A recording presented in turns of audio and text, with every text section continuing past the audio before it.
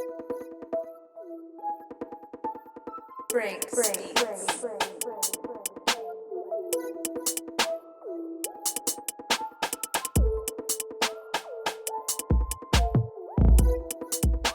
it going, everybody? Welcome to a brand new episode of Richy's show, à la une di Arena. I'm introducing from my man today. What's going on, guys? Richy, Oliver, how's it going, man? What's up, guys? Doing good. We're doing good. Live and on location. You know the Oh man, I gotta be honest. We had a lot of technical difficulties, so apologies. So many. Apologies for the quality of this episode, but the guys are here. We're gonna be discussing a little bit of NBA and what's going on right now in the landscape of the league, with the COVID protocols and what might happen or what may not happen. We're just gonna share our theories of how we feel about the situation and how we feel about the league so far, and a little bit more on the back end probably. So 2 games postponed tonight, guys. 2 more games postponed. The 76ers playing with a depleted squad right now, versus Atlanta, and they're getting destroyed as we speak, as we're actually recording. Richy, I guess I'll start off with you, man. What do you think about, the state of the league as it is right now, with everything going on with COVID?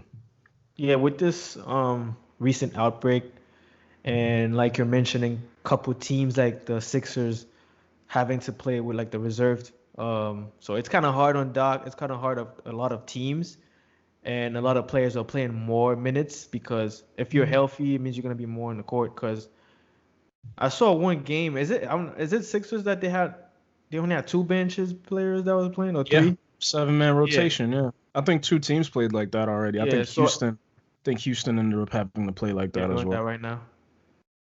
Yeah, so it's kind of tough on the team. It takes a toll on the team. So, with this going on right now, they're mostly gonna be a pause. It has to have a small pause just to reconsider how it's gonna go, because the outbreak is there, so it's gonna get worse. So yeah.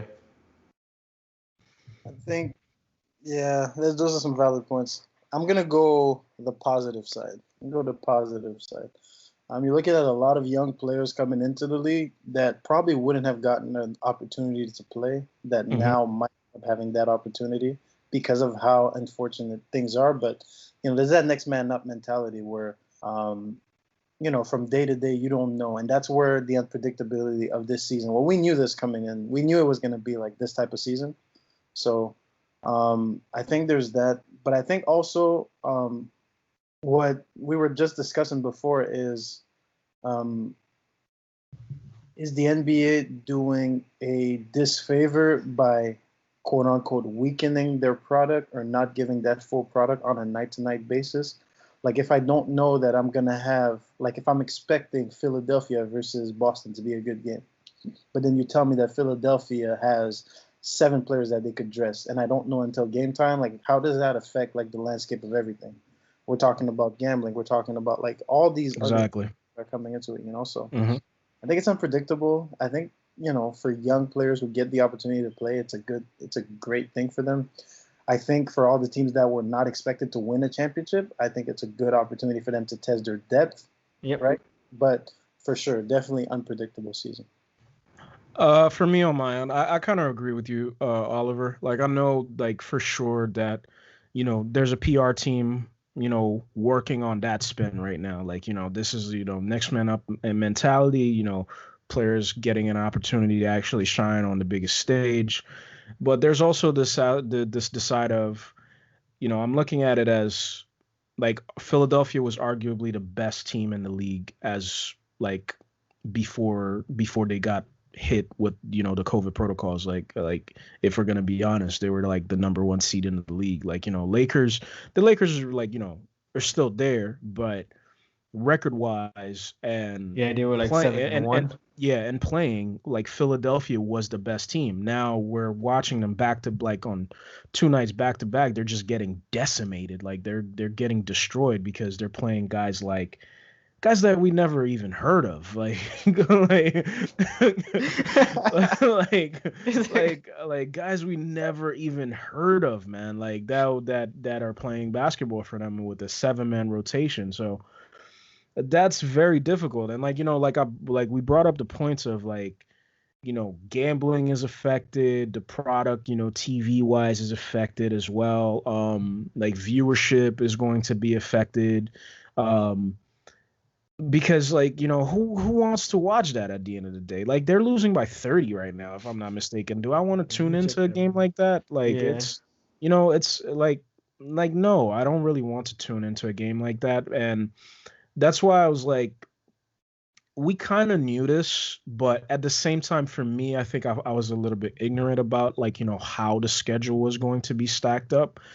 I thought that it would, and now that I'm looking at it and how badly it could affect teams, I feel like the game should have been like the NBA should have this season should have been even shorter. It should have been 55, between 55 and 60 games, and like maybe 2 games a week for these NBA teams, because like I just think that it's a lot. And I feel like Richie is right. Like even though, like you told me before, that they had a meeting and they said that there is no plan in place to On like Paul, actually yeah. to pause and postpone the NBA season as it stands. But with how quickly this virus like spreads, like it started with basically like one player, like we all remember what happened last year with Rudy Gobert. Like they shut down the NBA season immediately, and Seth Curry got tested positive, and it just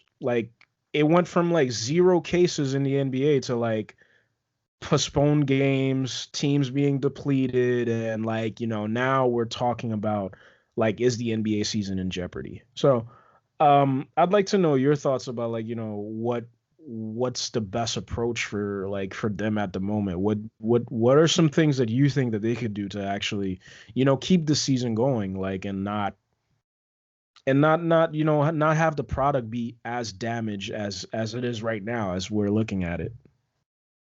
I think we were talking about it before. I think just this concept of just having like bubbles. I think the only thing that's worked like that was very consistent. NBA had 0 cases over the summer when the bubble came back. I think the bubble is a concept that works.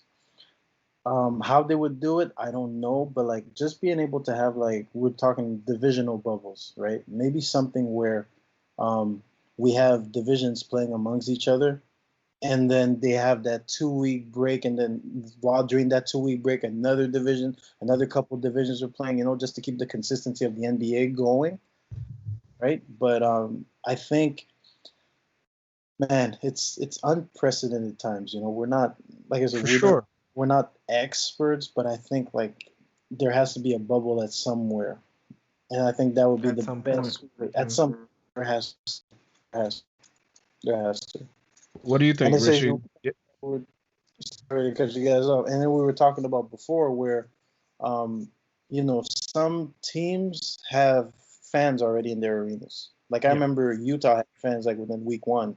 Like if this continues, right? There's no consistency with like how fans. Like when we get to the end, you're telling me Utah's going to be able to have fans, and other teams are not going to be able to have to, right? If let's say there are my only concern, let's say if they were to go to divisional bubbles, would be eventually the consistency of the players going, but consistency for the big picture when it comes to the playoffs, like how it's supposed to be. That's a concern because everything you're doing now has to work towards that end goal of having the playoffs. So it Yep. has to make sense. Yeah, because like you even have teams like Toronto, because like going Okay. back and forth. They're playing in Well, tempo, right? Exactly. They okay, c- they can't they can't play they can't play in Toronto. I He gotta was talk chilling about over I gotta there. talk about that. I have to. I have to. So the Raptors are playing in Tampa, and the Raptors are getting booed in their own home court in Tampa because they're technically in the United States, right? Right. Yeah. Better off not letting fans in. Let's pump in some noise, but it's They almost can't like boo. He it's said they almost like can't boo. you're on an away game every game. Like they're getting booed in their own home arena. The other day I saw more because Canadians can't travel, right? Canadian can't Yeah. come to the US. You guys Yo, can come to the U.S. We can't come to. That's why they're doing it in the yo, United States because Boston, we can't come. Boston had more fans in Tampa than Toronto had. I mean, That's you guys are not home base. that's what I'm saying. Uh, So, anyways, if they're gonna boo us, don't let the fans in. I'm done my rant, by the way. All right, moving on. Let's just switch the topic to some, maybe lighthearted news. The Knicks are crashing down again, and they're coming back to earth. So, Rich, how do you feel about your Knicks, man? I had them as a It's a. surprise pick for the year, so let me I know mean, how you feel. they're 5-6 right now because they just lost to the Hornets. But I'm not even mad at that L because the Hornets are playing well, and that's my second favorite team. That's a surprise. And if we go run back the old pod, they were my surprise pick. Because Right. I saw like the roster and I saw those youngins. All these youngins right now in the Hornets, they're hustling. And they're clicking already. And Devonta Graham is not playing well yet. So when he plays well, they're gonna go to the next step. But I still think they need a center in the future. For sure. LaMelo For Ball, sure. man, he's not even starting yet. He will. Not only that, he's not even starting yet. He almost had 2 triple doubles. He had Yep. one last night, and he almost had it, I think, 2 nights before when he was playing against his brother, Alonzo. Yep. He didn't get it, but he got it last night. Youngest to do He's so. not even starting yet. Yeah. But going back to Mike's question, yeah, we're back on Earth. Like, I wanted to tweet that yesterday, but I couldn't find the right image to add it with it. So I'm like, you know what? Never mind. And we lost again tonight, so yeah, we're back on Earth. We're 5-6. Yeah. I'm not. That's you 3 can L's in a still- row. We can still have them as a surprise pick because Nah, for sure. I still think we got hit with a lot of injuries of players that were playing well. Like Alex Burks was playing well. Who else is out? We don't have Frank. Frank is like the defensive point guard that we have. Toppin he only played 1 game, and yeah, he's not here yet. He's not here again. Like, Kevin Knox was trying to carry us tonight. That's how you know how bad we were. Yo, I Knicks. think he wanted to say something about the Knicks fan base. But I'm just yeah. It's nice. It's like most of us were thinking we were starstruck. We're seeing the Knicks just starting. We're like, what kind of world? What's coming? What's happening? You know? Yeah, star players with 2 the same number jerseys. Like, y'all seen that game? yeah. Oh man. Yeah, 2 guys at the same jerseys. Oh man, but yo, Knicks fans, I'm gonna be hated for this, but Knicks fans need to evolve. Knicks fans need to grow up, and this is what I mean. Knicks fans are stuck in glory days of the Knicks. I'm telling you this because I'm living it. I lived it because I live in a hockey country. Like, there's a sense of entitlement that comes with a team that used to be good that is not good anymore. Okay? Let me tell you what I mean. Same thing as I'm going through with the Montreal Canadiens in hockey. Same thing. When a prospect gets drafted, you boo the prospect. Do you guys know the psychological effect that happens to your players if you're down 10 and you get booed? You know how many games the Warriors started and they were down 10? You don't hear their fans boo them. Like, think about it. Right? I mean, let's be realistic, because what happens is that it sets a precedent. I don't like a bunch of free agents could have chosen to go to the Knicks, but they don't want to go because what they see that is going on through the arena. If your players feel more comfortable playing away than playing at home, that's problematic. And people want to talk about management, stuff like that, but it has to start with the fans. I gotta wanna, like, it's a feeling. Like, think about it. Let's say you're down 10, right? You're down 10. Oh, and you hear your fans start going crazy. Let's go, Richy. And you're like, oh yeah, oh shit, let's go, you know? But it's not that way, and I think that ends up being a problem. Because I think it sets a precedent. for the players that are playing that have the like. If I'm playing against you and I see what your fans are doing, I'm not gonna want to go there. Free agents are not gonna want to go there. Correct me if I'm wrong, but like I see how they treat it. I'm like, oh nah. You get what I'm saying? That's all I got. But it makes sense. I understand what you're saying. Like, as a Knicks fan, I completely understand. I'm not a delusional fan, and I understand that the Knicks are now in a process that I don't have any rush with them. Well, we never had a rush with them because we suck. Mm-hmm. But yo, this time, like, we're going the right path, kinda. So I'm respecting the process. Like, yo, let's get. It's gonna be long. It's gonna be a long process. But usually for Knicks fan, RJ Barrett is gonna take time. It's gonna take time for him. But usually for Knicks fan, it's because it's New York. New York is such a big state. I know what you're talking about. New Yorkers have a big ego. And then every night the arena is gonna be like, it's gonna be packed. So man, they drinking this beer. They're gonna start booing because most of the time at home we're not that great at all. Yeah, and why do you think that is? They're gonna boo them. It's New York. New Yorkers are rough. Yo, I'm telling you this because Barrett, you better be a veteran. I see it with hockey. It's fans. It's the same process, the same thing. It's toxic. Habs don't get the Montreal Canadiens don't get good players to come here. They have to draft them. Thing. Mike is not even a Knicks fan. We went to see a game. It was the Sixers versus the Knicks. Yeah. He got tight at Rendo. It was Rendo, right? It was Julius. He's like, I can't stand what's going on right now. One game. It was one game. That's how rough. Like when you're in New York, that's how rough you. I respect the time frame that we're gonna have. We're gonna have to wait until OB. We're gonna have to wait for RJ quickly. That's potential. And Mitchell Robinson, he improved, but it's gonna take time. We're back to reality though. But last thing on the Knicks. Next thing about that is why is RJ at the 2? You think he should play as a 3? You have to put RJ at the 1. At a 1? Okay. You have to. But Randall handles the ball. Randall handles the ball.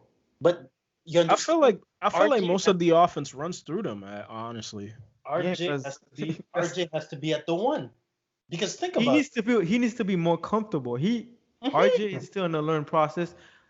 Tom, don't worry. Tom is gonna put them on the fire. I believe it, but that's what I'm saying. Like he handles the ball sometimes. Because think about it. Think about it this way, Richie. RJ's slow-footed. Right? You put him at the 1, then the game has his speed. It's the same thing that the Mavericks did with Luka. You can't put Luka at the 2. No. You got to put Luka at the 1. Because as a point guard, you control the tempo. It's going to take confidence, though. The coach needs to see a better improvement to put him as, Tibbs is not the guy. Exactly. Like, that's what I was about to say, too. I think Tibbs is the right guy for the organization right now because he's going to get these guys to play hard. And he's like a task master micromanager guy that's going to be on your back all day long so that you're going to be forced to do the right thing. But as far as like offensive ingenuity or like, decision making, like Tibbs sucks. Like he's garbage, honestly, man.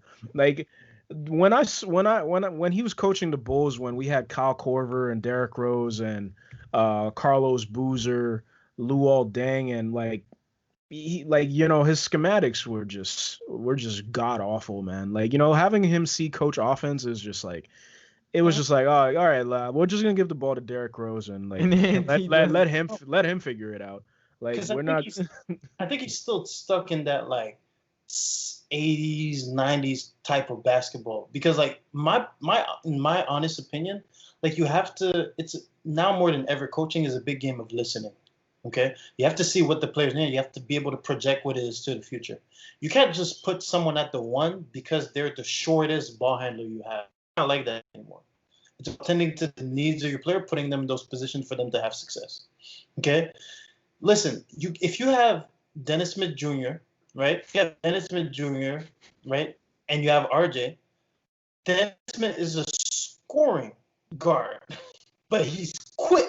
Like, so it would make more sense to have him play the 2 over RJ.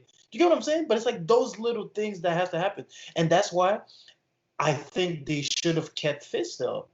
Fizdale, granted, he wasn't given the best part. What do you think about Fizdale? Listen to me. Listen to me. Uh-huh. I think Fitz is able to build relationship. Sorry, screw the basketball part about it. Go ahead. Screw the main basketball part about it. Now more than ever, it's about how are you building a relationship with your star players. And I don't think that Thibodeau can spell RJ, can connect with RJ that way that someone like Fizz would be able to. Perhaps. The record was so bad, they had to fire him, man.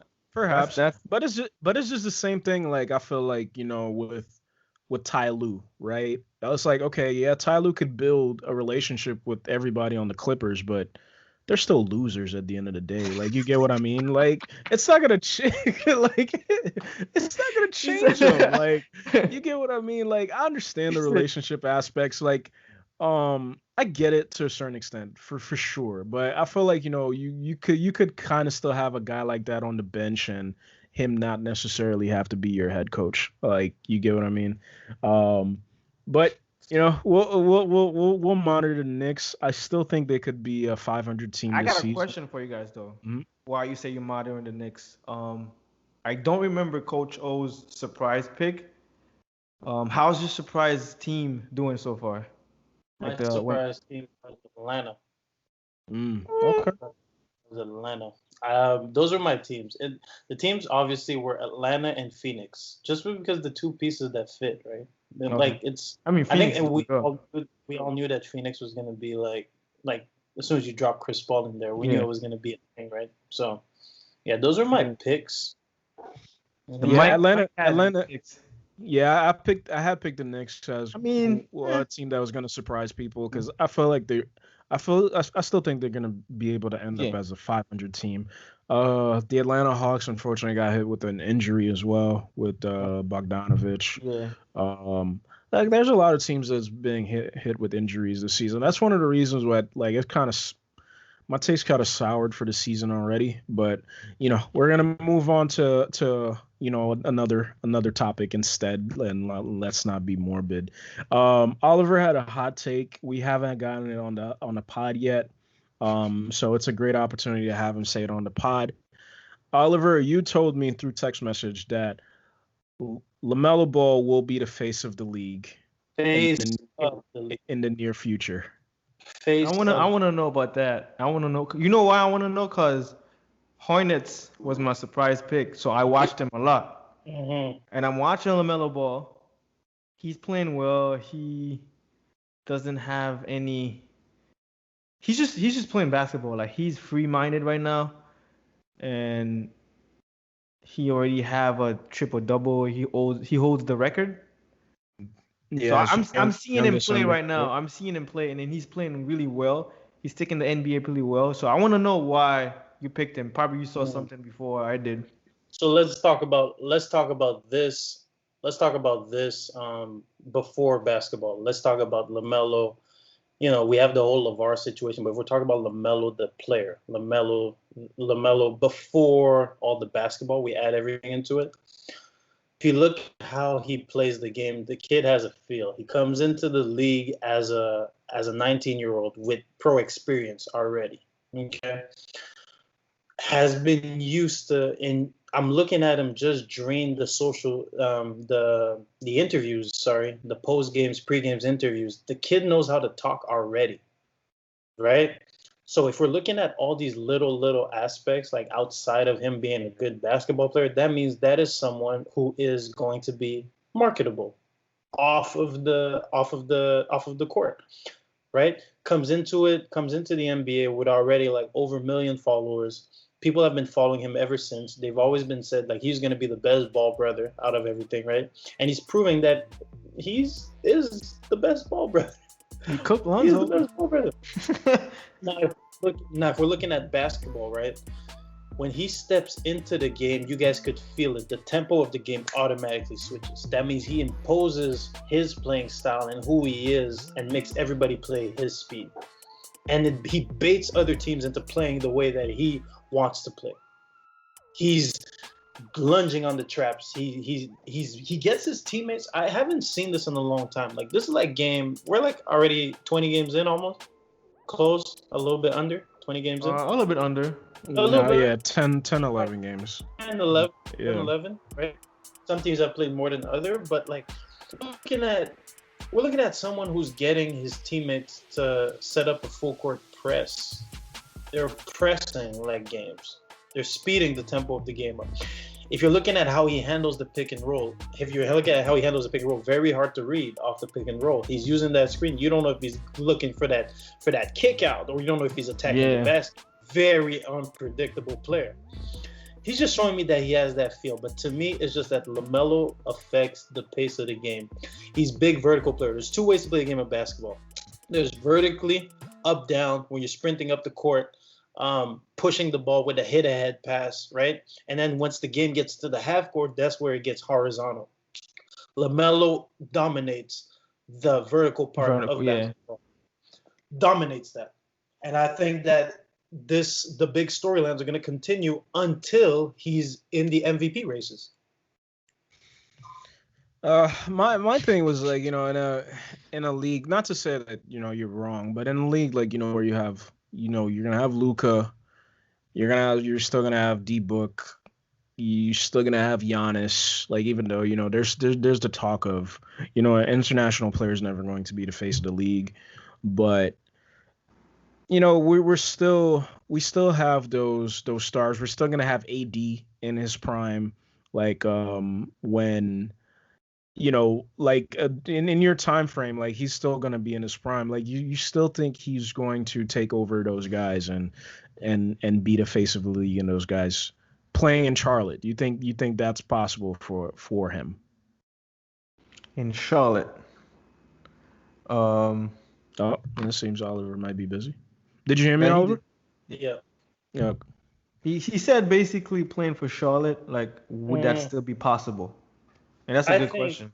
He's ahead of guys like, D-Book, who did I say again? D-Book, Anthony Davis, Luka Anthony Doncic. Davis in his prime, Doncic, or Giannis. And Giannis. Yeah. Even though he said something about international players. Those are some good players, but like, we're very attracted, like we're looking at our culture. We're very attracted to what's new, what's next, And I really think like right now, this is what's going to be in. Like he's going to win Rookie of the Year, right? And in 2 years, 3 years, we're going to talk about him like potentially being like one of those guys who affects that game in the way that an MVP would. Now, is he going to be able to win MVP? Is his team going to be able to win as many games? That's another story. But I think he's going to be in that category where players are going to want to play with him. Players want to be with someone who looks for those hit-ahead passes, who's a selfless player, right? A selfless superstar, right? And I think that has the potential to attract a lot of players. Now, is he going to do that in Charlotte? That's another story. But we're going to be talking about this game. We're gonna have to hear. I mean, he got some good players around him. Mm. He's building a nice chemistry with Bridge. That's his name, Miles Bridge. Miles Bridges, yeah. Bridges, yeah. I think PJ Washington too, for that matter. PJ Washington too. Yeah. He's playing really, really well with. I'm not sure if he's gonna still be here, but Scary Terry. Yeah. Yeah. They have that nice little connection. Like sometimes he lets LaMelo move the ball, which they should do. And he's not even starting yet. And he's gonna need a center. Yeah, and sorry to cut you off. I'm gonna say this on every pod that I go since the beginning of the season. I have to say it. They are gonna start winning even more games when they start him. Because right now, what's happening is you have two guards that are scoring point guards, right? That are look for their shot point guard. You add a distributor on that first lineup. Right now, you're not using him at the best of his ability because he's coming off the bench. So some days he's feeling it, some days he's not. You got to let him be himself, set the tempo, by being in that starting lineup. Then off of what he does, you'll be able to adjust to his game. But then you got to let him decide, okay, today I'm going to be a scorer. Today I'm going to be a this. Today I'm going to be a that, you know? So I'll challenge that a bit because they did say something about him, like, he's never finished the season before wherever he's played at. Like, so now he's coming into the NBA. His frame is still small. Like, he's a big kid, but his frame is still small in the NBA. So I think that it's the right approach to have him come off the bench right now and see how he'll deal, like, long term.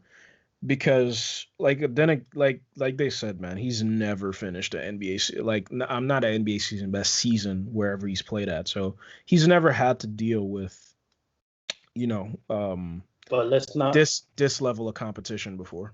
But let's not forget about this. Don't forget that skill adapts. That's the best thing. As a 19-year-old, right?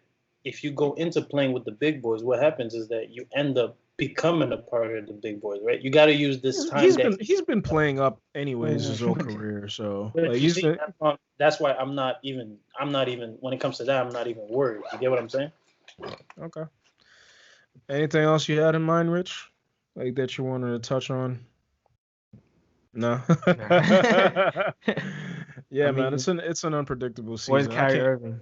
No, I'm joking.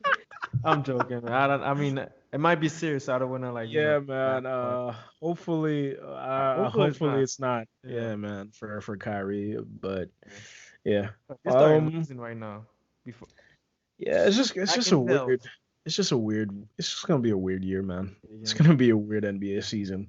I know somebody's gonna make some big money at the end of all this because I'm starting to come back to it, and also like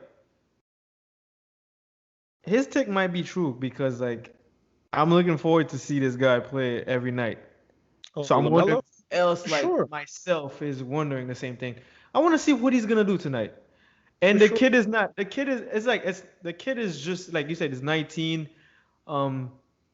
It's not like I'm saying that he's the amazing player right now.